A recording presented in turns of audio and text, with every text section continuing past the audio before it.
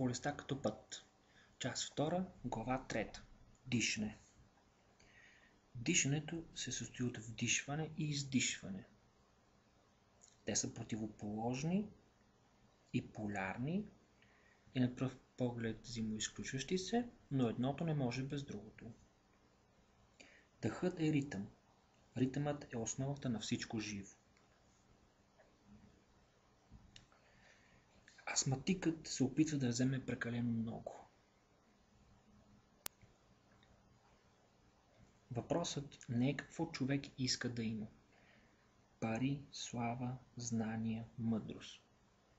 Вземането и даването трябва да бъдат в равновесие, ако човек не иска да се задуши от взетото.